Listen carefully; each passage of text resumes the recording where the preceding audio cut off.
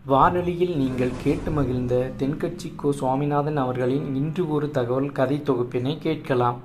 ஒரே ஒரு ஊரில் ஒரு அம்மா இருந்தாங்க. அந்த அம்மாவுக்கு ஒரே ஒரு பிள்ளையாண்டான். அவனுக்கு ரொம்ப அக்கறையோடு கல்யாணம் பண்ணி வச்சாங்க. கல்யாணம் முடிஞ்சதும் மருமக பொண்ணு வீட்டுக்கு வந்து சேர்ந்தது. அப்பாடா, என் கடமை முடிஞ்சுது, இனிமேல் அக்கடான்னு எங்கேயாவது ஒரு மூலையில் படுத்து கிடக்கலாம் அப்படின்னு நினச்சாங்க அந்த அம்மா. ஆனால் நினைக்கிறபடி எங்கே நடக்குது? அதுக்கப்புறம் தான் பிரச்சனையே ஆரம்பமாச்சு. மருமகள் குணம் சரியில்லை, ஒரு மாதிரி. அந்த பொண்ணு வீட்டுக்கு வந்ததுமே முதல் வேலையாக மாமியாரை பார்த்து, அதுதான் நான் வந்துட்டேன்ல, இனிமேல் உங்களுக்கு என்ன வேலைங்க, புறப்பட வேண்டியது தானே, காசி ராமேஸ்வரம்னு எங்கேயாவது போங்க அப்படின்ட்டு தான். மாமியாரை பார்த்தாங்க, கொஞ்சம் யோசனை பண்ணாங்க. இந்த பாருமா, நீ இப்படி சொல்கிறதுக்கு முன்னாடியே வீட்டை விட்டு புறப்படணுங்கிற முடிவுக்கு நான் வந்துட்டேன். வீட்டை மட்டும் இல்லை, இந்த உலகத்தை விட்டே கூட போகிறதுக்கு தயாராக இருக்கிறேன். ஆனால் ஒரே ஒரு விஷயத்துக்காக என் உயிரை கையில் பிடிச்சிக்கிட்டு இருக்கிறேன் அப்படின்னாங்களாம். என்ன விஷயம்னு கேட்டது இந்த மருமக பொண்ணு. வேறு ஒன்றும் இல்லை, என் பிள்ளைக்கு கல்யாணம் பண்ணி வச்சுட்டேன். ஒரு பேர பிள்ளை பிறந்து அதை என் கண்ணால் பார்த்துட்டேன்னா நான் எங்கே வேணும்னாலும் போகிறதுக்கு தயாராக இருக்கிறேன் அப்படின்னாங்களாம் அந்த மாமியார். மாமியார் இப்படி சொல்கிறதுலேயும் நியாயம் இருக்கிறதாக பட்டுது அந்த பொண்ணுக்கு. சரி, அப்படியே இருந்து பார்த்துட்டு போகலாம் அப்படின்னு அனுமதி கொடுத்தது. கொஞ்ச காலத்தில் ஒரு பேரன் பிறந்தான். அந்த அம்மாவும் பேரனை கண்ணால் பார்த்துட்டாங்க. சரி, பேரனை பார்த்தாச்சுல்ல, இனிமேல் புறப்பட வேண்டியது தானே அப்படின்னது மருமக பொண்ணு. மாமியார் பார்த்தாங்க, நீ சொல்கிறது சரிதாம்மா, அதில் ஒன்றும் தப்பு இல்லை. என்னோடய பேரன் உங்களை அம்மா அப்பான்னு கூப்பிடுறத என் காது குளிர கேட்டுட்டு போயிடுறேனே அப்படின்னாங்களாம். சரி, அந்த ஆசையை நிறைவேறட்டும் அப்படின்னு காத்துக்கிட்டு இருந்தாங்க. பேரன் வளர்ந்தான், நடந்தான், பள்ளிக்கூடம் போனால் பெரியவனானான். மருமக பொண்ணு மறுபடியும் மாமியாரை விரட்ட ஆரம்பிச்சுட்டுது, இன்னும் புறப்பில்லையான்னு. இதை பாருமா, இது வரைக்கும் இருந்துட்டேன். பேரனோட கல்யாணத்தையும் கண்ணால் பார்த்தா தான் இந்த கட்டை வேகும் போல் இருக்குது அப்படின்னு சொல்லி ஒரு மாதிரியாக பேச ஆரம்பித்தாங்க. இதுவும் நியாயமான ஆசையாக தான் படுது அப்படின்னு அது யோசிச்சிருக்கு அந்த பொண்ணு. சரின்னு அதுக்கும் ஒத்துக்கிட்டது. உடனே பேரனுடைய கல்யாணமும் முடிஞ்சது ஒரு வழியாக. இனிமேல் ஒரு நொடி கூட இங்கே இருக்கக்கூடாது, புறப்படுங்க அப்படின்னு மாமியாரை விரட்டிச்சான் அந்த பொண்ணு. இப்போ அந்த மாமியார் தன்னோட மருமகளை பார்த்து சொல்கிறாங்க, இதோ கிளம்பிட்டேம்மா, என் மூட்டை முடிச்செல்லாம் கட்டிக்கிட்டேன், புறப்பட்டுவிட்டேன். அப்படியே நீயும் உன் துணிமணிகளை மூட்டை கட்டிக்கிட்டு கிளம்பிடும், என்னோட சேர்ந்து 2 பேருமா சேர்ந்து போயிடலாம் அப்படின்னாங்களாம். அந்த பொண்ணு முழிக்காதே, உனக்கும் ஒரு மருமக வந்துட்டா, இனிமேல் நீயும் ஒரு மாமியார் தானே, உனக்கும் இனிமேல் இங்கே வேலை இல்லை, புறப்படு அப்படின்னாங்களாம். அப்போ தான் அந்த பொண்ணு சிந்திக்க ஆரம்பிச்சு தான், தன்னோட தவறு புரிஞ்சுதான். இந்த தகவலை கேட்டுக்கிட்டு இருக்கிற மருமகள்லாம் இதை பற்றி கொஞ்சம் யோசித்து பார்க்கணுங்கிறதுக்காகத்தான் இதை சொல்கிறோம் மாமியார்கள் சார்பாக. கொஞ்ச நாளைக்கு முன்னாடி ஒரு பொண்ணை பார்த்து பேசுகிற சந்தர்ப்பம் கிடைச்சிது ஒரு கல்யாண வீட்டில். அந்த பொண்ணு சொல்லிச்சு, சார், எனக்கு கல்யாணம் ஆகி 15 வருஷம் ஆகுது, நான் மாமியார்கிட்ட சண்டை போட்டதே இல்லை அப்படின்னு ரொம்ப அடக்கமாக சொல்லிச்சு. அது எப்படிம்மா சாத்தியமாச்சுன்னு கேட்டோம். எனக்கு கல்யாணம் ஆகி 15 வருஷம்தான் ஆச்சு, ஆனால் என் மாமியார் செத்து போய் 20 வருஷத்துக்கு மேலே ஆகிட்டுது அப்படின்னுது. நாட்டில் நல்லவங்க ஒருத்தர் 2 பேர் இருக்கிறதுனால தாங்க மழையே பெய்யுது அப்படின்னு சொல்கிறது உண்டு. நல்லார் ஒருவர் உளரேல் அவர் பொருட்டு எல்லாருக்கும் பெய்யும் மழை. சில சமயம் ரொம்ப பேர் திடீர்னு நல்லவங்களா ஆகிடுவாங்க போல இருக்கு. அதனால தான் விடாமல் பேய் மழையாக கொட்டி தீர்த்துடுது. எல்லாரும் நல்லவங்களாகிட்டா உலகமே தாங்காது போல இருக்க. அப்பப்போ ஒருத்தர் 2 பேர் நல்லவங்களாகணும், அப்போ தான் சீராக மழை பெய்யும். மாதத்துக்கு 3 பேர் நல்லவங்களானா மாதம் மும்மாரி பொழியும். இதெல்லாம் வேடிக்கை பேச்சு. இப்போ இதெல்லாம் ஒரு பக்கம் இருக்கட்டும், இப்போ விஷயத்துக்கு வருவோம். ஒரு கும்பலில் நல்லவன் யார் அப்படிங்கிறத எப்படி கண்டுபிடிக்கிறது? இதுக்கு ஒரு வேடிக்கை கதை உண்டு. என்னுடைய நண்பர் ஒருத்தருக்கு அவங்க பாட்டியம்மா சொன்ன கதையா அது. அது என்ன கதைன்னா, ஒரு ஊரில் ஒரு சமயம் பலமான மழை பெய்ய ஆரம்பிச்சுட்டு தான். இடி மின்னல் ரொம்ப கடுமையாக இருந்திருக்குது. ஆரம்பித்த மழை வர வர கடுமையாகிட்டு இருக்குதே தவிர நிற்கிற பாடா தெரியல. ஊர் ஜனங்கள்லாம் பார்த்தாங்க, இதுக்கு மேலேயும் வீட்டு உள்ள இருந்தால் ஆபத்துங்கிறத புரிஞ்சுக்கிட்டாங்க. ஏன்னா வீடெல்லாம் இடிஞ்சு விழுந்துருமோங்கிற பயம். உடனே எல்லாரும் புறப்பட்டு ஊருக்கு பொதுவாக இருந்த ஒரு மண்டபத்தில் போய் தங்கிக்கிட்டாங்க. மின்னல் கடுமையாக இருந்தது, இடி எந்த நேரத்துலையும் விழலாம்ங்கிற நிலைமை, எப்போ விழலாம்னு பார்த்துக்கிட்டு இருக்குது. அந்த மண்டபத்தில் இருந்த ஜனங்கள் மனசுக்குள்ள ஒரு பயம், நம்ம கூட்டத்தில் யாராவது ஒரு கெட்டவன் பாவம் பண்ணவன் இருந்தால் கூட இடி வந்து இந்த மண்டபத்தில் விழுந்துரும், அது எல்லாருக்கும் ஆபத்து அப்படின்னு நினச்சாங்க. சரி, இதுக்கு என்ன பண்ணலாம் அப்படின்னு யோசனை பண்ணாங்க. அந்த கூட்டத்தில் ஒரு பெரியவர் இருந்தார். அவர் ஒரு யோசனை சொன்னார். இதை பாருங்க, அதுக்கு ஒரு வழி இருக்குது. அதோ எதிர்த்தாப்புல கொஞ்சம் தூரத்தில் ஒரு உயரமாக மரம் ஒன்று இருக்குது பாருங்க. பொதுவாக இடி வந்து சுலபமாக விழறது அது மாதிரி உயரமான மரத்தில் தான். நம்ம கூட்டத்தில் இருக்கிறவங்க எல்லாரும் ஒவ்வொருத்தராக போய் அந்த மரத்தை தொட்டு விட்டு திரும்பி வந்துடணும். நம்மள பாவம் பண்ணவன் யாரோ அவன் அந்த மரத்தை தொடுற சமயத்தில் இடி விழுந்துடும், அவன் மட்டும் போயிடுவான், மண்டபத்தில் இருக்கிற நாமெல்லாம் பொழைச்சிக்கலாம் அப்படின்னு ஐடியா கொடுத்தாரு அந்த பெரியவர். இது நல்ல யோசனையாக பட்டது. எல்லாரும் ஒத்துக்கிட்டாங்க. ஒவ்வொருத்தராக போய் அந்த மரத்தை தொட்டு விட்டு திரும்பி வந்தாங்க. இடி எதுவும் விழலை. இன்னமும் பாவம் பண்ண ஆசாமி அதை போய் தொடலை போல இருக்கு அப்படின்னு நினச்சிக்கிட்டாங்க. ஒவ்வொருத்தராக போகிறாங்க, எல்லாரும் போய் தொட்டு விட்டு வந்தாச்சு. இன்னும் ஒரே ஒரு ஆசாமி தான் பாக்கி. கடைசியாக இருந்த அந்த ஆள் பயந்துட்டான். இது வரைக்கும் இடி விழலைன்னா இப்போ என்ன அர்த்தம்? இப்போ நாம தான் பாக்கி, நாம தான் தப்பு பண்ண ஆள் போல இருக்கு அப்படின்னு நினச்சிட்டான். அதனால் துணிச்சலாக போய் தொடுறதுக்கு பயந்தான், தயங்கிக்கிட்டே இருந்தான். இருந்தாலும் மற்றவங்கள்லாம் சும்மா இருப்பாங்களா? கட்டாயப்படுத்தி கழுத்தை பிடிச்சி தள்ளாத குறையா அவனை தள்ளி விட்டாங்க, போய் தொட்டுட்டு வாடான்னு. அவன் நடுங்கிட்டே போய் அந்த மரத்தை தொட்டான். அதே வினாடி ஒரு பயங்கரமான மின்னல் இடி விழுந்துட்டுது. எங்கே விழுந்தது தெரியுமா? அந்த ஆள் மேலே இல்லை, மண்டபத்தில் விழுந்தது. மண்டபத்தில் இருந்தவங்க பூரா காலி. அந்த ஒரு ஆள் மட்டும் புழைச்சிக்கிட்டான். இந்த ஒரு ஆளை காப்பாத்துறதுக்காக தான் இடி வந்து மண்டபத்தில் விழாமல் இருந்திருக்குது. இதுதான் கதை. அதனால நல்லவங்க எப்படியும் தப்பிச்சுக்குவாங்க அப்படிங்கிறது ஒரு நீதி. ஒருத்தன் அப்படிதான் தெருவில் நடந்து போய்கிட்டு இருந்தான், ரொம்ப நல்லவன். எதிரில் ஒருத்தன் சைக்கிளில் வந்துக்கிட்டு இருந்தான். அதில் மோதி இவன் கீழே விழுந்துட்டான். சைக்கிள்காரன் உடனே இறங்கி இவனை தூக்கி விட்டான். இவன் எழுந்திரிச்சு அவனை முறைச்சி பார்த்தான். அப்படி பார்க்காதீங்க சார், நீங்கள் ரொம்ப புண்ணியம் பண்ணியிருக்கீங்க, அதுதான் இப்போ வந்து சைக்கிளில் மோதிக்கிட்டீங்க அப்படின்றான். என்ன அப்படி சொல்கிறேன் நான்? இவன் 10 நிமிஷத்துக்கு முன்னாடி நான் லாரி ஓட்டிகிட்டு வந்தேன், அப்போ நீங்கள் எதிரில் வந்திருந்தீங்கன்னா என்ன ஆயிருக்கும் அப்படின்னானா அவன். தானத்தில் சிறந்தது எது அப்படின்னு ஒரு கேள்வியை கேட்டு, தானத்தில் சிறந்தது நிதானம் அப்படின்னு அதுக்கு ஒரு பதிலும் சொல்கிறவங்க உண்டு. நிதானம் வந்து ரொம்ப அவசியம், அதுவும் இன்றைய உலகத்துக்கு ரொம்ப அவசியம். இன்றைக்கி உலகம் ரொம்ப பரபரப்பாக போய்கிட்டு இருக்குது. பொறுமையாக இருக்கணும்னு நினைக்கிறவங்களால கூட அப்படி இருக்க முடியறதில்ல. பொறுமையை சோதிக்கிறது மாதிரி பல சம்பவங்கள், அதையெல்லாம் சந்திச்சே தீர வேண்டியிருக்குது. எங்கே போனாலும் க்யூவில் நிற்க வேண்டியிருக்குது, எங்கே போனாலும் காத்துக்கிட்டு இருக்க வேண்டியிருக்கு. ஆஃபீஸ்லேயோ வீட்லேயோ கூட நீங்கள் நிதானமாக பொறுமையாக நடந்துக்க தெரியலன்னா உங்களுக்கு சிடுமூஞ்சி, முசுடு இப்படிலாம் பேர் வச்சுருவாங்க. அது உங்களுக்கு தேவையா? சரி, வாழ்க்கையில் வந்து பொறுமைசாலின்னு பேர் வாங்கிறதுக்கு என்ன வழி? முதல் பாயிண்ட், நீங்கள் நினைக்கிறது, எதிர்பார்க்கறது, செய்யறது எல்லாமே 100% கரெக்டாக நடக்கணும்னு ஆசைப்படக்கூடாது. எதுவாக இருந்தாலும் அதில் ஓரளவுக்கு தவறு நடக்கலாம் அப்படிங்கிறத எதிர்பார்த்தே இருக்கணும். ஓரளவுக்கு வந்து அதை அனுமதிக்கணும். ஒரு நண்பரை வந்து 6 மணிக்கு ஒரு இடத்துக்கு வர சொல்லியிருக்கிறீங்க, 6 மணிக்கு அவர் வரலை, உடனே பொறுமை இழந்து நடந்துக்கக்கூடாது. ஒரு 10 நிமிஷம் டிலே ஆகலாம். ஒரு வர்ற வழியில் வந்து பஸ்ஸு கூட ஏதாவது டிராஃபிக்கில் மாட்டியிருக்கலாம். அதெல்லாம் எதிர்பார்த்தே கொஞ்சம் காத்திருக்கிறதுல ஒன்றும் தப்பு இல்லை. சில சமயம் டிலே ஆகிறது கூட நல்லதாக முடியும். ஒரு பஸ்ஸை தவற விட்டுட்டு ஐயோ கொஞ்சம் ஒரு 2 நிமிஷம் முன்னாடி வந்திருந்தா பிடிச்சிருக்கலாமே அப்படின்னு தவிச்சிக்கிட்டு இருப்பாங்க சில பேர். அடுத்தபடியாக வர்ற பஸ்ஸு நேரடியாக நீங்கள் போக வேண்டிய இடத்துக்கே கொண்டு போய் விடுற பஸ்ஸாக கூட இருக்கலாம். அது உங்களுக்கு முன்னாடி தெரியாதுல்ல. சில நெருக்கடியான சூழ்நிலைகளை வந்து தமாஷா எடுத்துக்கிறதுக்கு பழகிக்கணும்.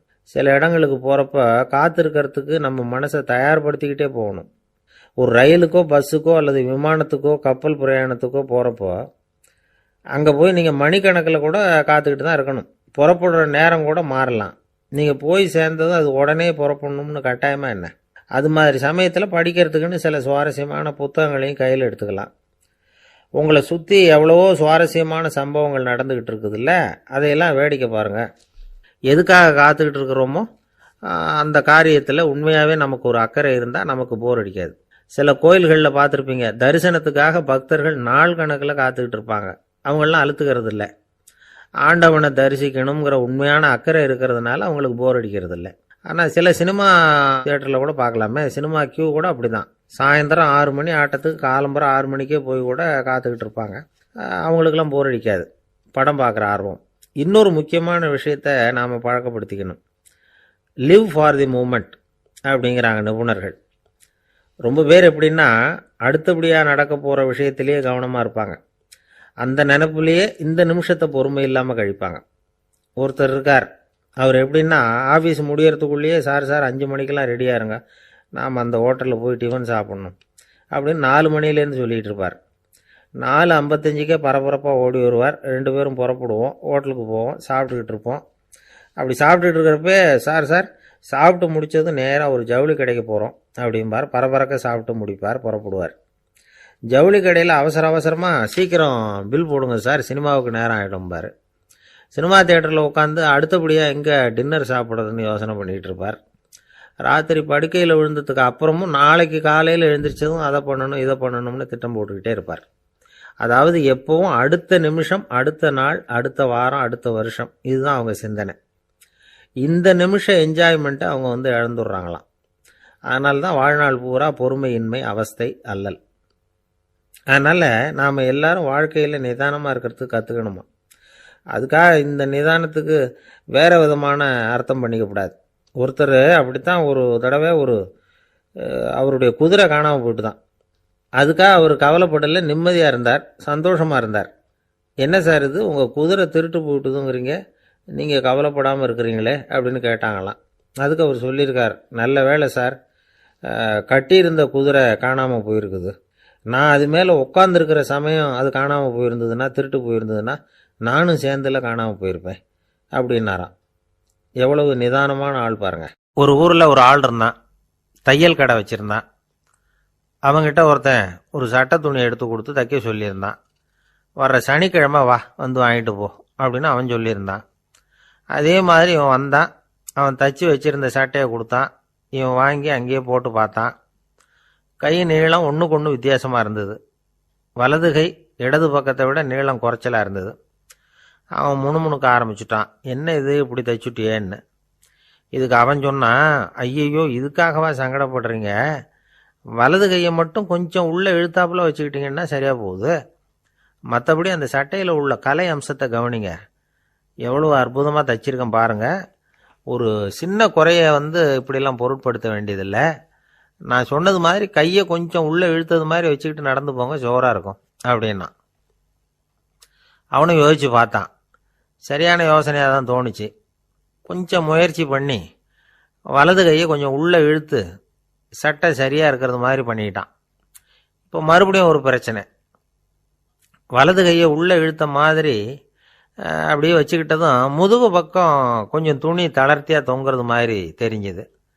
என்ன இது, முதுகு பக்கம் துணி குவிஞ்சுட்டுதே, தொங்குதே அப்படின்னா மறுபடியும், அடடா இதுக்காகவா கவலைப்படுறீங்க, உடம்பை அதுக்கு தகுந்த மாதிரி கொஞ்சம் வளைச்சிக்கிட்டா சரியாக போடுது. இதுக்காக அந்த அழகான தையலை பிரித்து அதில் உள்ள கலை அம்சத்தை கெடுக்கிறதுக்கு என் மனசு இடம் தரல. எவ்வளவுக்கு தளர்த்தியாக இருக்கோ அவ்வளவுக்கு கொஞ்சம் உடம்பை வளைச்சி அப்படி குனிஞ்சது மாதிரி போங்க போதும் அப்படின்னா. அதுவும் நல்ல யோசனையாக தான் பட்டுது இவனுக்கு. சரின்னு சொல்லிவிட்டு புறப்பட்டான். தெருவில் இறங்கினான். கையை கொஞ்சம் உள்ளே இழுத்தான், உடம்பை கொஞ்சம் முன்னால் வளைச்சான், சட்டைக்கு தகுந்த மாதிரி உடம்பை பண்ணிக்கிட்டான். மெதுவாக நடந்து போகிறான். இப்போ எதிரில் இன்னொருத்தன் வரான். இவனை பார்க்குறான். இவன் போட்டிருக்கிற சட்டையை பார்க்குறான். ஆஹா அற்புதம்ங்கிறான். சும்மா சொல்லக்கூடாது, ரொம்ப நல்லா இருக்குது, நிச்சயமாக இது இந்த ஊர் மேலே தெருவில் இருக்கிற ஒருத்தன் இருக்கானே, அவன் தைச்சதாக தான் இருக்கணும் அப்படின்னா. இதை கேட்டதும் அவனுக்கு ஆச்சரியம். எப்படி அவ்வளவு கரெக்டாக கண்டுபிடிச்சிங்க அப்படின்னு கேட்டிருக்கான். இதுக்கு அந்த வழிபோக்கன்னு சொன்னானான், அவன் ரொம்ப கெட்டிக்காரன், உங்களை மாதிரி உடம்பும் கையும் வளைஞ்சு போன ஒரு ஆசாமிக்கு அவனை தவிர வேற யாராலேயும் இவ்வளவு பொருத்தமான ஒரு சட்டையை தைக்க முடியாது அப்படின்னானான்.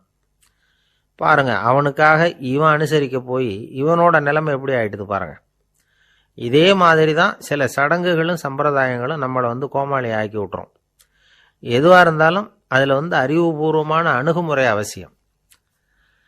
ஒரு நர்ஸ் அவசரமாக ஓடி டாக்டர்கிட்ட சொல்லிச்சான், டாக்டர் ஒரு தப்பு நடந்து போச்சு, 10ஆம் நம்பர் பெட்டில் இருக்கிற பேஷண்ட்டுக்கு காலில் ஆப்ரேஷன் பண்ணுறதுக்கு பதிலாக கையில் ஆப்ரேஷன் பண்ணி விட்டீங்க. கை ஆப்ரேஷன் பண்ணிக்க வேண்டிய ஆள் 7ஆம் நம்பர் பெட்டில் இருக்கார் அப்படின்னு தான். அதுக்கு இவர் பதட்டப்படாமல் சொன்னாராம், பரவாயில்ல இவரை தூக்கி 7ஆம் நம்பர் பெட்டில் போட்டுரு அப்படின்னாராம். ஊரில் ஒரு சித்தர் இருந்தார், சூஃபி சித்தர். அவர் ஞானம் பெற்ற ஒரு சித்தர். ஒரு நாள் அந்த நாட்டு மன்னன் அவரை பார்க்கறதுக்காக வந்தான்.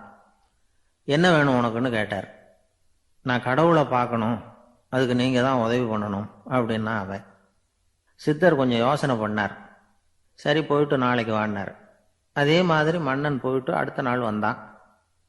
இங்கே நீ என்னோட ஒரு வாரம் தங்கியிருக்க வேண்டியிருக்கும்னார். சரின்னா ஒரு பிச்சை பாத்திரத்தை தூக்கி கையில் கொடுத்தார். அவனுக்கு ஒன்றும் புரியல, இருந்தாலும் வாங்கிட்டான். வாங்கிட்டு இதை என்ன செய்யணும் அப்படின்னு கேட்டான். இதை ஒன்றும் செய்ய வேணாம், இதை எடுத்துக்கிட்டு பக்கத்தில் உள்ள கிராமங்களுக்கு போ, வீடு வீடாக பிச்சை எடுத்துக்கிட்டு வா. அப்படி வந்த பிறகுதான் உனக்கு சாப்பாடும் ஓய்வும் கிடைக்கும். ஒரு வாரம் இப்படி செய், அதுக்கப்புறம் 8வது நாள் நாம் கடவுளை பற்றி யோசிக்கலாம் அப்படின்னார். இப்படி ஒரு சொன்னதை கேட்டதும் அந்த அரசனுக்கு அதிர்ச்சி ஆயிட்டுது. ஒரு மாதிரி ஆயிட்டான். தன்னுடைய சொந்த நாட்டில் சொந்த குடிமக்கள் கிட்ட போய் பிச்சை எடுக்கிறதா அப்படின்னு யோசனை பண்ணி பார்த்தான். அதுக்கப்புறம் மெதுவா அவன் அந்த சித்தரை பார்த்தான். ஐயா, சொந்த நாட்டிலேயே பிச்சை எடுக்கிறதுன்னா எனக்கு ஒரு மாதிரியா இருக்கு, வெக்கமா இருக்கு. நான் வேணும்னா வெளி தேசத்துல எங்கேயாவது போய் பிச்சை எடுக்கவா அப்படின்னு கேட்டான். இதுக்கு அந்த சித்தர் ஒரு சம்மதிக்கலை. இதை பாரு, உன்னால பிச்சை எடுக்க முடியலன்னா பேசாம திரும்பி அரண்மனைக்கே போயிடு. அதுக்கப்புறம் கடவுளை பத்தி எல்லாம் பேசுறதுக்கு என்னை தேடிட்டு வரக்கூடாது அப்படின்னு விட்டார். மன்னன் தயங்கினான். இருந்தாலும் மனசை சரி பண்ணிட்டு சம்மதிச்சான். சரிங்க, ஒரு வாரம் இங்க தங்குறேன், நீங்க சொல்றது மாதிரி பக்கத்து கிராமங்களுக்கு போறேன், வீடு வீடா பிச்சை எடுக்கிறேன், வர்றேன் அப்படின்னா. ஒரு வாரம் தெரு தெருவா பிச்சை பாத்திரத்தோட அலைஞ்சான். சொந்த ஊர்ல சொந்த குடிமக்கள் கிட்ட பிச்சை எடுத்தான். 7 நாள் முடிஞ்சது. 8வது நாள் அந்த சித்தர் மன்னனை கூப்பிட்டார். இப்படி வாழ்னார். வந்தான். இனிமே நீ கடவுளை பத்தி என்கிட்ட கேட்கலாம்னார். இனிமே கேட்கறதுக்கு ஒண்ணுமே இல்லை சுவாமின்னா இவன். ஒரு வார காலம் பிச்சை எடுத்த பிறகுதான் கடவுளை காண முடியும் அப்படின்னு நான் கனவு கூட காணவில்லைன்னா. அப்படின்னா நீ பிச்சை எடுத்த காலத்துல அப்படி என்னதான் நடந்தது அப்படின்னு கேட்டார் அவரு. சுவாமி, ஒரு வார காலம் பிச்சை எடுத்ததுல என்னுடைய ஆணவம் அழிஞ்சுட்டுது. அது இப்போ இருக்கிற இடமே தெரியல. இப்போ அதை காணவே காணோம். பிச்சைக்காரனா இருந்தப்போ பெற்றதை மன்னனாக இருக்கும்போது பெற முடியாதுங்கிறத புரிஞ்சுக்கிட்டேன் அப்படின்னா மன்னன். அடக்கம் பிறந்தவுடன் தெய்வீக கதவுகள் திறந்து கொள்ளுகின்றன அப்படிங்கிறார் ஓஷோ. நம்மால் ஒருத்தன் ஆணவம் அழியணுங்கிறதுக்காக ஒரு திருவோட்டை எடுத்துக்கிட்டு தெரு தெருவா பிச்சை எடுக்க ஆரம்பிச்சான். என்ன, தெய்வீக கதவுகள் திறந்துதா அப்படின்னு கேட்டார் ஒருத்தர். தெய்வீக கதவு திறக்கிறதுக்கு முன்னாடியே எங்க வீட்டு கதவு சாத்திக்கிட்டுதுன்னா. என்னடா சொல்றேன்னார். இனிமே வீட்டுக்குள்ளேயே வர வேணாம், இதையே தொழிலா வச்சுக்கோ அப்படின்னு எங்க வீட்டுல சொல்லிவிட்டாங்க சார் அப்படின்னா. ஒரு ஊர்ல ஒரு பெரிய செல்வந்தர் இருந்தார். பணத்துக்கு பஞ்சம் இல்லை. அதனால இந்த உலகத்துல முடியாத காரியம் எதுவும் இல்லைன்னு நினைச்சார். பணம் இருந்தாலே அந்த நினப்பு தானா வந்துடும். அதனால இவரும் அப்படி நினைச்சதுல ஒன்றும் தப்பு இல்லை. அந்த ஊருக்கு குருநானக் ஒரு தடவை வந்தார். அவருக்கு இந்த செல்வந்தர் ரொம்ப பிரமாதமா ஒரு வரவேற்பு கொடுத்தார். ஊர் எல்லையிலேயே எங்க வீட்டுக்கு வந்து விருந்து சாப்பிட்டுட்டு போகணும்னு கேட்டுக்கிட்டார். அவரும் சரின்னு ஒத்துக்கிட்டார். உடனே தன்னுடைய பங்களாவில் ஒரு பெரிய விருந்துக்கு ஏற்பாடு பண்ணார். குருநானக்கை அழைச்சிட்டு வீட்டுக்கு போனார். உட்கார வச்சார். ஐயா, நான் இந்த ஊர்லேயே ரொம்ப பெரிய வசதி உள்ளவன், என்னால் எல்லாம் முடியும். உங்களுக்காக நான் என்ன செய்யணும்னு சொல்லுங்க, எதுவாக இருந்தாலும் பரவாயில்ல, எவ்வளவு செலவானாலும் பரவாயில்ல, என்னால் செய்ய முடியும். என்ன செய்யணும்னு சொல்லுங்க, அது போதும், நான் செய்கிறேன் அப்படின்னு நான் ரொம்ப பணிவா. இதை கேட்டதும் குருநானக் சிந்திச்சார் கொஞ்ச நேரம். அதுக்கப்புறம் தன்னோட சட்டை பைக்குள்ள கையை விட்டு ஒரு பழைய ஊசி ஒன்று எடுத்தார். அந்த செல்வந்தர்கிட்ட கொடுத்தார். இதை பாருங்க, இவ்வளவு தூரம் நீங்கள் கேட்கறதுனால சொல்கிறேன், எனக்கு நீங்கள் செய்ய வேண்டிய உதவி இதுதான்னார். ஊசியை கையில் வாங்கிக்கிட்டு இதை என்ன செய்யணும்னு சொல்லுங்க அப்படின்னார் அவர். நீங்கள் செய்ய வேண்டியது என்னன்னா, இந்த ஊசியை பத்திரமா வச்சிருக்கணும். நாம் 2 பேரும் இறந்து போனதுக்கு பின்னாடி இன்னொரு உலகத்தில் நாம் சந்திக்கக்கூடிய வாய்ப்பு இருக்குது. அப்போ இந்த ஊசியை என்கிட்ட கொண்டாந்து கொடுக்கணும். இதுதான் நீங்கள் எனக்காக செய்ய வேண்டிய உதவி அப்படின்னார் குருநானக் லேசாக சிரிச்சுக்கிட்டே. இதை கேட்ட உடனே இந்த பெரியவர் முழிக்க ஆரம்பிச்சிட்டார். அது எப்படிங்க, நான் சாகிறப்ப எப்படி இந்த ஊசியை எடுத்துக்கிட்டு இன்னொரு உலகத்துக்கு வர முடியும்னார். ஊசி மாதிரி ஒரு சின்ன பொருளை கூட இந்த உலகத்தை விட்டு நாம் போகிறப்ப எடுத்துகிட்டு போக முடியாதுங்கிறப்போ உங்களோட செல்வத்தையெல்லாம் எப்படி அங்கே எடுத்துகிட்டு வர போகிறீங்க அப்படின்னு கேட்டார் குருநானக். அதுக்கப்புறம் தான் அந்த பெரியவர் யோசிக்க ஆரம்பித்தாராம். குருநானக் சொல்கிறார், இதை பாருங்க, நாம் செய்கிற நல்லது கெட்டது தான் கடைசி வரைக்கும் நம்ம கூட இருக்கும். அடுத்தவங்க நல்லா இருக்கணுங்கிறதுக்காக பொருளை செலவு செய்யணும். அப்படி செய்யலைன்னா எந்த பிரயோஜனமும் இல்லை அப்படின்னார். அதுக்கப்புறம் தான் அந்த செல்வந்தரின் அறிவு கண் திறந்து தான். உடனே குருநானக்கை வணங்கினார். ஐயா, என்கிட்ட இருந்த ஆணவம் போயிட்டுது, இனிமேல் என்கிட்ட இருக்கிற செல்வத்தை நல்ல வழியில் செலவழிப்பேன் அப்படின்னாராம். நம்மக்கிட்ட இருக்கிற பணம் எப்பவும் நம்ம கூடவே வந்துக்கிட்டு இருக்காதுங்கிறதுக்கு இது ஒரு உதாரணம். அதுக்காக நாம் பணம் சேர்க்கறத பற்றி கவலைப்பட வேண்டியதில்லை, பேசாமல் படுத்து தூங்கிக்கிட்டு இருந்தால் போதும் அப்படின்னு இதுக்கு அர்த்தம் பண்ணிக்கக்கூடாது. முறையான வழியில் பணம் சேர்க்கணும், அதை முறையான வழியில் செலவு பண்ணணும். அதனால் ஏற்படக்கூடிய மன நிறைவு இருக்குது பாருங்கள், அது அனுபவித்தவங்களுக்கு தான் தெரியும். சொர்க்கத்துக்கு போகிறவங்க இங்கேருந்து பணத்தை எடுத்துகிட்டு போக முடியாது, ஆனால் நம்ம செல்வத்தை இங்கே மற்றவங்களுக்கு பயன்பட செய்து அதனால் ஏற்படுற புண்ணியம் இருக்குது பாருங்கள், அதை எடுத்துகிட்டு போக முடியுமா. இதுதான் ஆன்மீகவாதிகள்லாம் சொல்கிற கருத்து. ஜான் நியூட்டன் ஒருத்தர், அவர் சொன்னார், நான் எப்போவாவது சொர்க்கத்துக்கு போய் சேர்ந்தேன்னா அங்கே 3 அதிசயங்களை பார்ப்பேன்னார். என்னன்னு கேட்டாங்க. நான் யார் யார் இருக்க மாட்டாங்கன்னு நினச்சிக்கிட்டு இருந்தேனோ அவங்களில் சில பேர் அங்கே இருப்பாங்க, அது ஒரு பெரிய அதிசயம்னார். சரி, அடுத்தது என்ன? 2வது அதிசயம் என்னன்னா, அங்கே இருப்பாங்கன்னு நான் எதிர்பார்த்த சில பேர் அங்கே இருக்க மாட்டாங்க அப்படின்னார். சரி, 3வது பெரிய ஆச்சரியம் என்ன அப்படின்னா, நான் அங்கே இருக்க பாருங்க, அதுதான் அந்த 3வது அதிசயம் அப்படின்னாராம். ஒரு ஊரில் ஒருத்தர் இருந்தார், ரொம்ப நல்லவர், யாருக்காவது ஏதாவது கொடுத்துக்கிட்டே இருப்பார், கொடையாளி. தினமும் யாராவது ஒருத்தருக்கு ஏதாவது கொடுக்கலன்னா அவருக்கு தூக்கம் வராது, அப்படி ஒரு பழக்கம். அது மட்டும் இல்லை, அவர் கொடுக்கறது அடுத்தவங்களுக்கு தெரியாது, அவ்வளவு ரகசியமாக அதை கொடுப்பார். வலது கை கொடுக்கறது இடது கைக்கு தெரியக்கூடாதுன்னு சொல்லுவாங்கள்ல, அது மாதிரி அவர்.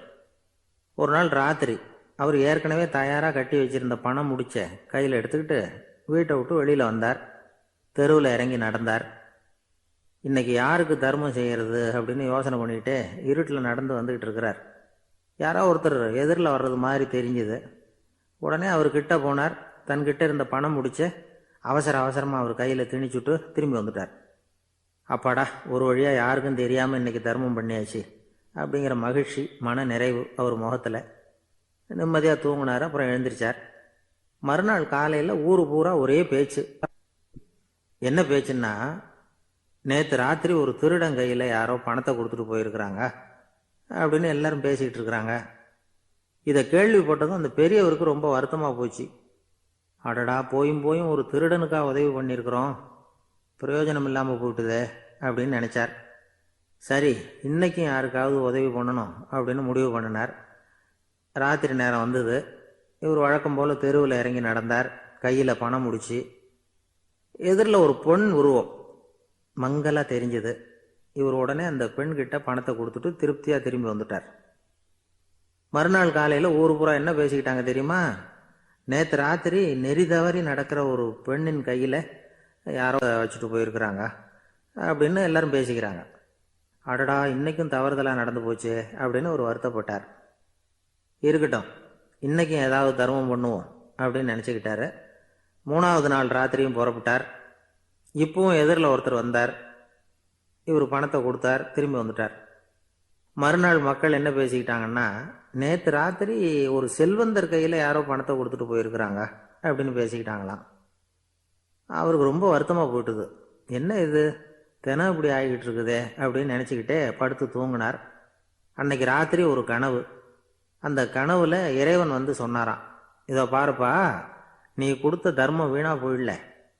உன்கிட்ட பணம் வாங்கின அந்த திருடன் திருந்திட்டான், அந்த பொண்ணும் திருந்திட்டா, அந்த செல்வந்தனும் கொடையாளி ஆயிட்டான், எல்லாருக்கும் உதவி பண்ண ஆரம்பிச்சுட்டான் அப்படின்னு சொன்னாராம். இந்த கதையை சொன்னவர் யாருன்னா நபிகள் நாயகம். இதில் உள்ள கருத்து என்னன்னா, நல்ல மனசோட தர்மம் பண்ணுனா அது வீணா போறதில்லை. இன்னொரு கருத்து, தர்மம் தன்னை மட்டுமல்ல அடுத்தவங்களையும் தீமையிலிருந்து காப்பாற்றும். இதுதான் நாம் புரிஞ்சிக்க வேண்டியது. இந்த காலத்திலையும் இது மாதிரி சில சம்பவங்கள் நடக்கிறது உண்டு. ஒரு பெரியவர் இருட்டில் நடந்து வந்துக்கிட்டு இருந்தார். எதிரில் வந்த ஒருத்தன் வலுக்கட்டாயமாக ஒரு கையை பிடிச்சி ஒரு பண முடிப்பை கொடுத்து வச்சுக்க சொல்லிவிட்டு விலகி போயிட்டான். பெரியவருக்கு ஆச்சரியம், இந்த காலத்துலேயும் இப்படி வலது கை கொடுக்கறது இடது கைக்கு தெரியக்கூடாதுன்னு நினைக்கிற கொடையாளிகள் உண்டு போல இருக்கு அப்படின்னு யோசனை பண்ணிக்கிட்டே நடந்தார். கொஞ்சம் தூரம் போயிருப்பார். அதுக்குள்ளே அதே ஆள் திரும்பி வந்தான். கொடுத்த பண முடிப்பை திருப்பி கொடுங்க அப்படின்னு கேட்டு வாங்கிட்டான். இவருக்கு ஒன்றும் புரியல. ஏன் இப்படி பண்ணுறேன்னார். அது ஒன்றும் இல்லைங்க, கொஞ்ச நேரம் இதை உங்ககிட்ட கொடுத்து வச்சிருந்தேன், அவ்வளவுதான் அப்படின்னா. ஏன்னு கேட்டார். என்னை பின்னாடி போலீஸ் தேடிக்கிட்டு வந்துக்கிட்டு இருக்குது, அதுதான் அப்படி பண்ணேன், இப்போ போயிட்டுது, இனிமேல் ஒன்றும் பயமில்லை அப்படின்னு சொல்லிவிட்டு அவன் பாட்டுக்கு நடந்து போகிறான். இவன் ஒரு ஊரில் ஒரு மன்னர் இருந்தார். ஒரு நாள் அவருடைய அரசவைக்கு ஒரு ஓவியன் வந்தான். அவன் சீனா தேசத்திலிருந்து வந்தவன், தாவோ சிந்தனையாளன். அவன் அங்கே வந்து மன்னர் முன்னாடி நிற்கிறான். யாரும் செய்ய முடியாத ஒரு காரியத்தை என்னால் செய்ய முடியும்னா. இவன் இப்படி சொன்னதை கேட்டதும் ஏற்கனவே அங்கே இருந்த அரசவை ஓவியன் ஒருத்தனுக்கு கோபம் வந்துட்டுது. இதோ பாரு, இப்படிலாம் பேசக்கூடாது, நான் வேணும்னா உன்னுடைய சவாலை ஏற்றுக்கிறேன் அப்படின்னா. நாம் 2 பேரும் ஓவியம் தீட்டுவோம், அதை பார்த்துட்டு நம்ம 2 பேரில் யார் சிறந்த ஓவியன் அப்படிங்கிறத மன்னரே தீர்மானம் செய்யட்டும், என்ன சொல்கிற அப்படின்னு கேட்டான் அவன். அவனும் சரின்னு ஒத்துக்கிட்டான். போட்டி ஆரம்பமாச்சு. அரசர் அவங்களுக்கு 2 சுவர்களை ஒதுக்கி கொடுத்தார். 6 மாத காலம் அவகாசம் கொடுத்தார். 2 ஓவியர்களும் அவங்கவுங்க வேலையை ஆரம்பிச்சாங்க. இரவு பகலாக வேலை செய்ய ஆரம்பிச்சுட்டாங்க. 6 மாதம் முடிஞ்சது. அரசர் வந்து பார்த்தார். முதல்ல தன்னுடைய அரசவை ஓவியர் தீட்டி இருந்த ஓவியத்தை பார்த்தார்.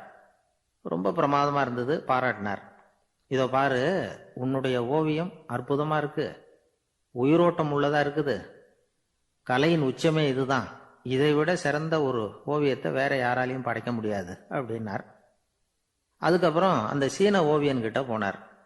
எங்க உன்னுடைய ஓவியம்னு கேட்டார். திரைச்சீலையை விலக்கி விட்டு பாருங்கன்னா. மன்னர் வந்து அந்த திரைச்சீலையை விளக்குனார். உள்ள வந்து ஓவியம் இருக்க வேண்டிய இடம் கண்ணாடி மாதிரி தெரிஞ்சுது. அவன் அந்த 6 மாச காலமா அந்த சுவரை வந்து தேய்ச்சி தேய்ச்சி கண்ணாடி மாதிரி ஆக்கி வச்சிருக்கிறான். அதுக்கு நேராக எதிர் சுவரில் அரசவை ஓவியன் தீட்டின ஓவியம் இருக்கு. அது எதிரில் இருந்த இந்த கண்ணாடியில பட்டு பிரதிபலிக்குது. மன்னர் யோசனை பண்ண ஆரம்பிச்சார். அப்புறம் அந்த சீன ஓவியனை பார்த்து கேட்டார், இதோ பாரு, நீ என்னுடைய ஆளை வந்து தோற்கடிச்சுட்ட அப்படிங்கிறதுல சந்தேகம் இல்லை, ஆனாலும் எங்களை ஏமாத்தி இருக்கிற, எந்த ஓவியமும் நீ வரையிலையே அப்படின்னார். அரசே, இதுதான் உண்மையான ஓவியம், உயிருள்ள ஓவியம். இது வந்து மனோபாவங்களை பிரதிபலிக்கும், மாறுகின்ற காலங்களை அப்படியே காட்டும் அப்படின்னா அந்த சீன ஓவியன். கையால வரைகிற ஓவியங்கள்ல சலனம் இல்லை, கண்ணாடி அப்படி கிடையாது, சக்தியின் ஓட்டம் அதுல எப்பவும் இருந்துகிட்டே இருக்கும். கண்ணாடி மட்டுமே ஜீவனுள்ள ஓவியமா இருக்க முடியுங்கிறத அந்த சீன ஓவியன் தெரிஞ்சு வச்சிருந்தான். ஏன்னா அவன் ஒரு தாவோ சிந்தனையாளன். ஒவ்வொரு குழந்தையும் இந்த கண்ணாடியோட தான் பிறக்குது. ஆனா நாம என்ன செய்யறோம்னா ஓவியங்களை கண்ணாடி மீது பதிப்பிச்சு விடுறோம். கண்ணாடி நம்மளை பிரதிபலிக்குது. நம்முடைய அழகோ அவலட்சணமோ கண்ணாடியை பாதிக்கிறது இல்லை. ஏன்னா அதுக்கு மனம் கிடையாது. கடந்து போன வினாடியை பத்தி அது சிந்திக்கிறது இல்லை. அடுத்த கணத்தை பத்தின எதிர்பார்ப்பும் அதுகிட்ட கிடையாது. அதுதான் பற்றற்ற நிலை. மனிதனுக்கு தேவைப்படுறது அதுதான். கண்ணாடி கிட்ட இருந்து நாம வந்து கற்றுக்கொள்ள வேண்டிய பாடம் இது. வாழ்க்கையில வந்து மனிதர்களை நேசிக்கலாம், உலகின் அழகையெல்லாம் பிரதிபலிக்கலாம், ஆனா எதையும் பற்றி கொண்டு விடக்கூடாது அப்படிங்கிறது பெரியவர்கள் அறிவுரை. துயரம்ங்கிறது பற்றுக்களின் சாயை. கண்ணாடி முன்னாடி நிக்கிறப்போவெல்லாம் நமக்கு இந்த ஞாபகம் வரணுமா. ஒரு குடும்ப தலைவர் ஒரு நாள் காலையில விடிஞ்சு எழுந்திரிச்சதும் சத்தம் போட்டார். யார் இந்த கருங்குரங்கு படத்தை என் ரூம்ல கொண்டாந்து மாட்டி வச்சது அப்படின்னு கத்தினார். சமையல் கட்டில இருந்து மனைவி பதில் சொன்னாங்க, தூக்க கலக்கத்துல உளராதீங்க, நல்லா பாருங்க, அது படம் கிடையாது, முகம் பார்க்கிற கண்ணாடி அப்படின்னாங்க. ஒரு தெரிஞ்ச ஒருத்தர் இருக்கார். அவரு ஒரு பெரிய காவல்துறை அதிகாரி, ரொம்ப கண்டிப்பானவர். அவரை கண்டாவே எல்லாரும் பயப்படுவாங்க. அப்படிப்பட்டவர் வீட்டுக்கு போனா அப்படியே அடியோட மாறிடுவார். அங்க போய் பார்த்தீங்கன்னா குழந்தைகளோட குழந்தையா அவர் விளையாடிட்டு இருப்பார். அலுவலக சமயத்துல பார்த்தீங்கன்னா குதிரை முதுகுல அவர் உட்காந்துருப்பார். வீட்டில் பார்த்தீங்கன்னா அவர் முதுகுல குழந்தை உட்காந்துருக்கும். அவர் குதிரை மாதிரி போயிட்டு இருப்பார். இது எப்படிங்க முடியுது உங்களால அப்படின்னு கேட்டாங்க. அது ஒண்ணும் இல்லை, இங்க வீட்டுக்கு வந்த உடனே என்னோட மனசை தனியா எடுத்து வச்சிருவேன் அப்படின்னார். அது என்னங்க உங்க சட்டப்பயிலியா இருக்குது மனசு, அது தனியா எடுத்து வைக்கிறதுக்கு அப்படின்னு கேட்டாங்க. அப்படி இல்லைங்க, இது ஒரு பயிற்சி, மனப்பயிற்சி, அவ்வளவுதான் அப்படின்னார். இப்படி சமயம் பார்த்து மனசை தனியா வச்சுவிட தெரிஞ்சவங்க வாழ்க்கையில எப்பவும் உற்சாகமா இருப்பாங்க அப்படிங்கிறது பெரியவங்க கருத்து. ஒரு டாக்டர் ஆஸ்பத்திரியில் இருக்கிற வரைக்கும் டாக்டரா இருக்கலாம். அவர் மனைவிகிட்டையும் அவர் டாக்டரா இருக்க வேண்டிய அவசியம் இல்லை. ஒரு வக்கீல் வந்து கோர்ட்ல இருக்கிற வரைக்கும் வக்கீலா இருக்கலாம். வீட்டுக்கு வந்ததுக்கு அப்புறமும் வக்கீலா இருக்க வேண்டிய அவசியம் கிடையாது. வீட்டில் வந்து குழந்தைகள்கிட்ட விளையாடும் பொழுதும் அதுகள்கிட்ட ஃபீஸு கேட்டுக்கிட்டு இருக்கக்கூடாது. நாம் எப்படி இருக்கணும்னு பெரியவங்க சொல்கிறாங்கன்னா, மனசோட சேரப்படாதான். அப்படி சேராமல் வாழ்க்கையை கவனிக்கணுமா. மனசை அப்படியே தனியாக எடுத்து பக்கத்தில் வச்சுடணும். அப்படின்னா அதை அப்படியே தூக்கி எறிஞ்சுடு அப்படின்னு அர்த்தம் இல்லை. ஏன்னா மனசுங்கிறது நமக்கு உபயோகப்படக்கூடிய ஒன்று தான். எப்போ எப்போ அது தேவையோ அப்பப்போ எடுத்து உபயோகப்படுத்திக்கணும். தேவைப்படுறப்போ எடுத்து கண்ணாடியை மாட்டிக்கிறோம்ல, படிக்கும் பொழுது கண்ணாடி தேவைப்படுது, எடுத்து மாட்டிக்கிறோம் இல்லையா? அது மாதிரி கணக்கு போடுறதுக்கு மனசு தேவை. கடைக்கு போய் ஒரு பொருள் வாங்குகிறோம், காசு கொடுக்குறோம், மீதி சில்லறை சரியாக இருக்கா அப்படின்னு எண்ணி பார்த்து வாங்க வேண்டியிருக்கு. அந்த சமயத்தில் மனசை எடுத்து தனியாக வச்சுட்டேன் அப்படின்னு சொல்லிட்டு இருக்கக்கூடாது. பரீட்சைக்கு படிக்க வேண்டியிருக்குது, படித்ததையெல்லாம் அப்படியே நினைவில் வச்சுக்க வேண்டியிருக்கு. அந்த சமயத்தில் மனசை தூக்கி எறிஞ்சுட்டேன் சார் அப்படின்னு சொல்லிட்டு இருக்கக்கூடாது. அப்படி சொன்னால் பரீட்சை நம்மளை தூக்கி எறிஞ்சிடும். அதனால் தேவைப்படுறப்போ மனசை உபயோகப்படுத்தணும், தேவையில்லாதப்போ அதை தனியாக ஓய்வு எடுத்துக்க விட்டுடணும். இப்படி நாம் பழக்கப்படுத்திக்கிட்டா வாழ்க்கைங்கிறது நமக்கு புதுசாக தெரியுமா. மனசுக்கும் ஒரு சக்தி கிடைக்கும். எந்திரங்களுக்கு ஓய்வு கொடுக்குற மாதிரி மனசுக்கும் ஓய்வு கொடுக்கணும், இல்லைன்னா அது களைச்சி போயிடும். குழந்தைகள் மனசை சுமந்துக்கிட்டு இருக்கிறது இல்லை. இது முதியவர்கள் குழந்தைகள்கிட்டே இருந்து கற்றுக்க வேண்டிய ஒரு பாடம். ஆனாலும் இந்த கால குழந்தைகள்கிட்ட ரொம்ப எச்சரிக்கையாக இருக்க வேண்டியிருக்கு. ஒரு தாத்தாவும் பேரனும் விளையாடிக்கிட்டு இருக்கிறாங்க. தாத்தா, எனக்கு சைக்கிள் ஓட்ட கற்றுக் கொடு அப்படிங்கிறான் பேரன். சைக்கிள் உயரம் கூட இல்லை, அதுக்குள்ளே சைக்கிள் ஓட்டணுமா அப்படின்னார் தாத்தா. ஏன் தாத்தா, ரயில் ஓட்டுறாரே, அவர் என்ன ரயில் நீளமாக இருக்கார் அப்படின்னு கேட்டானா அந்த பையன். ஒரு நாள் ஒரு நண்பரை சந்தித்தேன். உங்கள் வீடு எதுன்னு உங்களுக்கு தெரியுமா சார்ன்னு. அவர் என்ன ஒரு மாதிரியாக பார்த்தார். அப்புறம் சொன்னார், தெரியும் அப்படின்னாரு. சரி, உங்கள் தொலைபேசி எண் உங்களுக்கு தெரியுமான்னு. அதுவும் தெரியும்னார். உங்கள் மனைவி மக்கள் யார் யாருன்னு உங்களுக்கு தெரியுமான்னு கேட்டேன். என்ன ஒரு மாதிரியாக பார்த்தார். அப்புறம் சொன்னார், அதுவும் தெரியும் சார் அப்படின்னார். சரி, நீங்கள் யாருன்னு உங்களுக்கு தெரியுமான்னு கேட்டேன். இப்போ தான் அவர் முழிக்க ஆரம்பித்தார். அவர் மட்டும் அப்படி இல்லை, நாம் எல்லாருமே அப்படி தான். எதிரில் நிற்கிறது யாருங்கிறது தெரியும், நாம் யாருன்னு நமக்கு தெரியாது. உண்மையிலேயே நாம் யார்? இந்த கேள்விக்கான பதிலை தான் வாழ்க்கை பூரா நாம் தேடிட்டு இருக்கிறோம். புத்தர் என்ன சொல்றாரு தெரியுமா? நீங்க கடவுளை பத்தி கவலைப்பட தேவையில்லை, உங்களை பத்தின கவலை உங்களுக்கு இருந்தா போதும் அப்படிங்கிறார். நான் யார், எனக்கு ஏன் இந்த கவலை அப்படின்னு உங்களை நீங்களே கேட்டுக்குங்க அப்படிங்கிறார். நாம ஏன் கடவுளை படைச்சோம்? அது ஒரு நழுவல் முயற்சியாம். அதாவது தன்னிடமிருந்து தானே தப்பிக்கிற ஒரு முயற்சியாம். இப்படிதான் அதை சொல்றாங்க அறிஞர்கள்லாம்.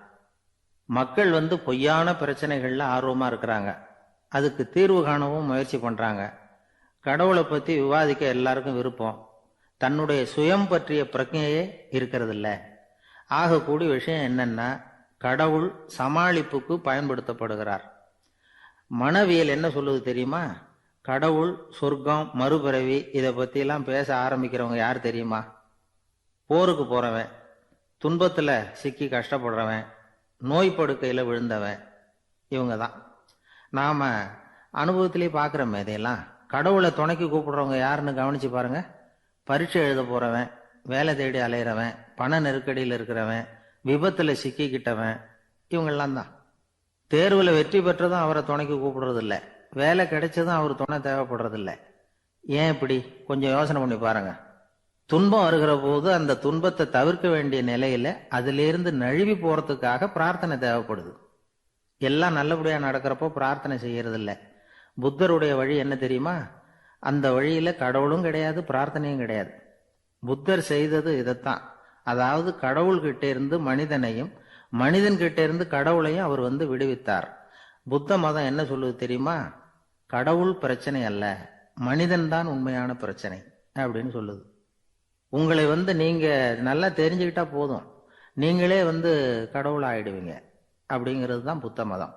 அதனால நமக்கு தேவை உள்முக பயணம். நான் யார் அப்படிங்கிற கேள்வியோட உள்ள போகணும். அங்க போனாதான் தெரியும் நான் அப்படின்னு அங்க யாருமே இல்லைங்கிறது. இதெல்லாம் புத்தர் சொல்லுகிற ஒரு தத்துவம்.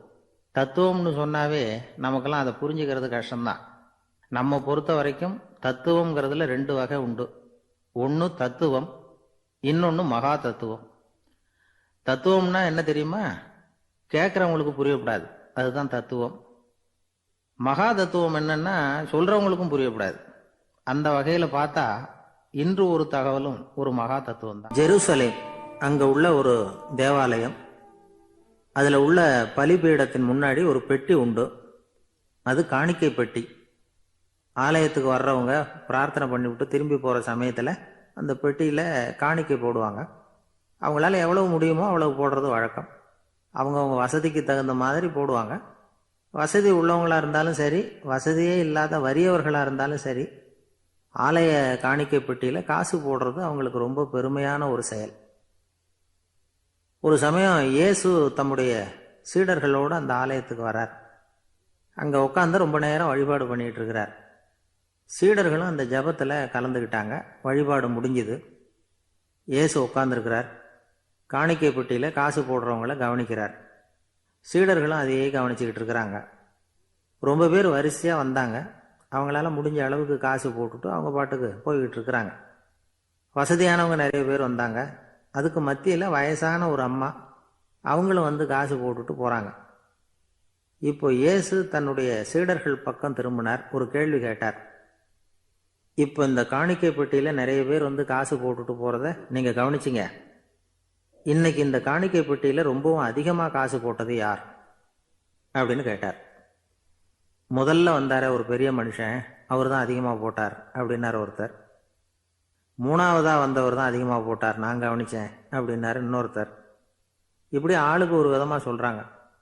கடைசியாக இயேசு சொன்னாராம், இன்றைக்கு அந்த பெட்டியில் அதிகமாக காசு போட்டவங்க அந்த வயசான அம்மா தான் அப்படின்னாராம். சீடர்களுக்கு ஒன்றும் புரியல. அந்த அம்மா ரொம்பவும் ஏழையாச்சே, அவங்க எப்படி அதிகமாக காணிக்கை செலுத்த முடியும் அப்படிங்கிறது அவங்க சந்தேகம். இயேசு விளக்குனார்.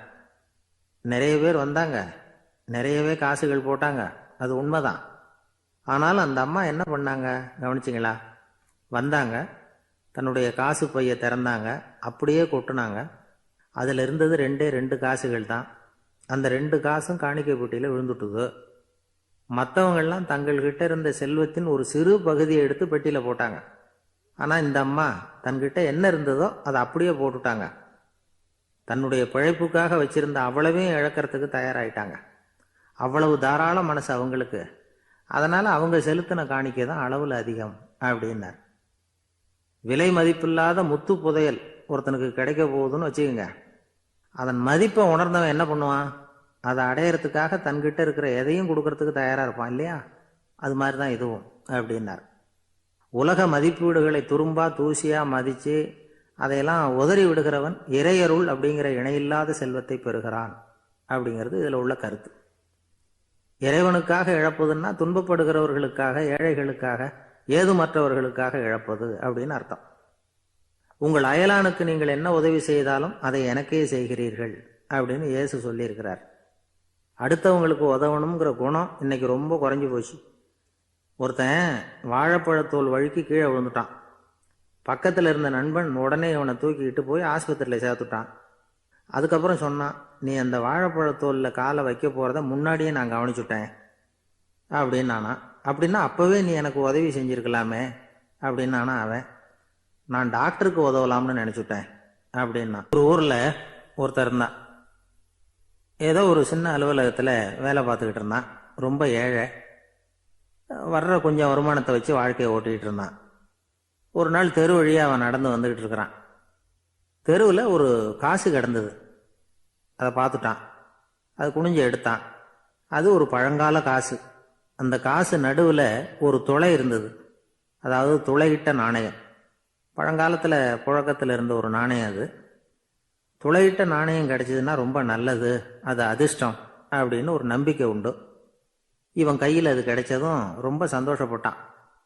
இனிமேல் என்னுடைய கஷ்டம்லாம் தீரப்போகுது, அதிர்ஷ்டம் என்னை தேடி வரும், நான் பணக்காரன் ஆகிடுவேன் அப்படின்னு சொல்லிட்டு அந்த காசை தன்னுடைய கோட்டு பையில் பத்திரமா போட்டு வச்சுக்கிட்டான்.